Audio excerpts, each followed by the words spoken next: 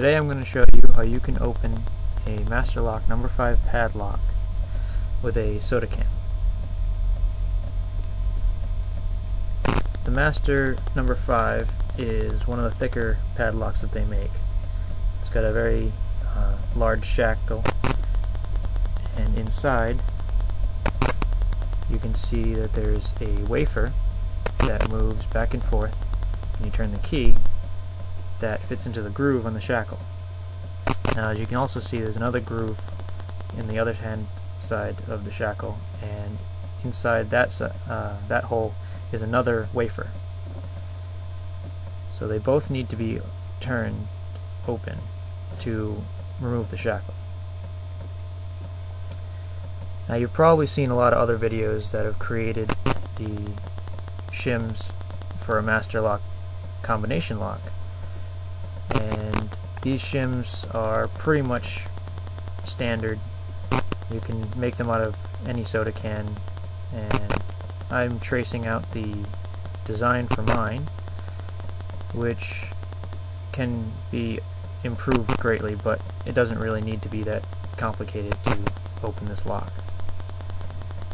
Now, you're going to want to make 2 of these shims because you have 2 of the wafers inside that clasp over there. So once you've cut one out, you can use it as a template to make a second one, and that way you have 2 of them the same.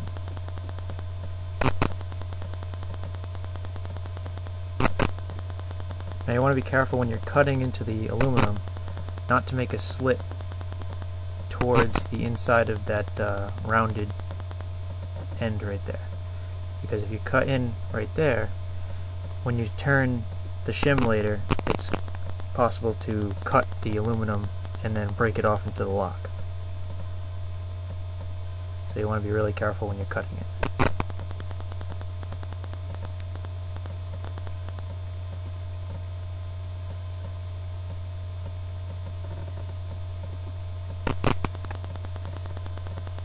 And that's the first one.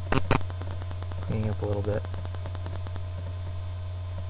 So now I made 2 of them, pretty much exactly the same, and I'm going to bend them at the top to make it a little bit more sturdy for the handle.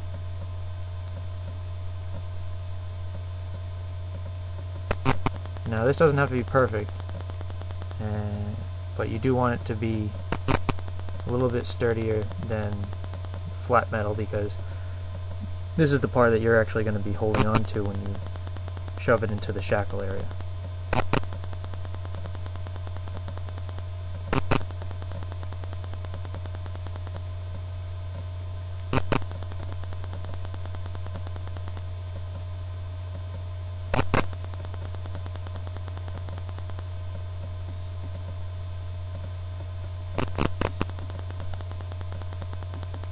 Alright, now we need to shape the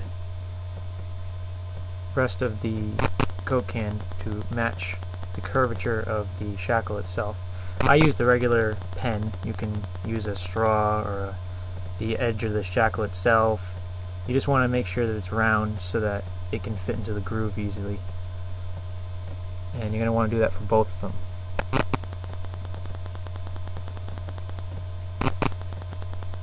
Again, it doesn't have to be perfect. It really just needs to be able to fit inside of the space between the shackle and the lock down the bottom.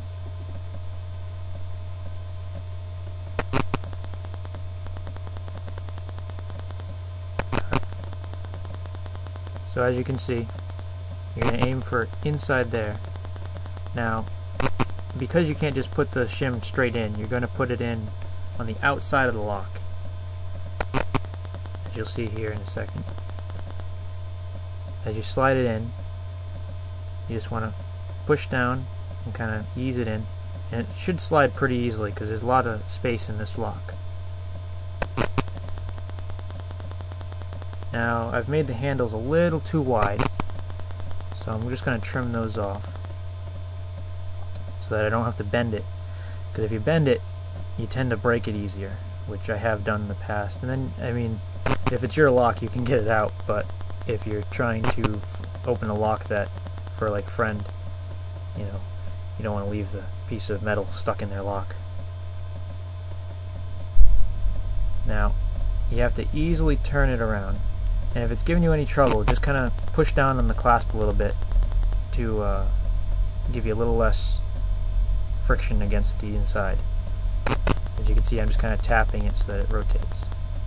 Once it rotates, you'll know it's fully through because it won't have any more resistance. Now that you have that one in, you have to leave it there and do the exact same thing for the other side. And you give it a little bit of tapping so that it rotates easily, and then it pops right open. That's how you open your Master Lock number 5.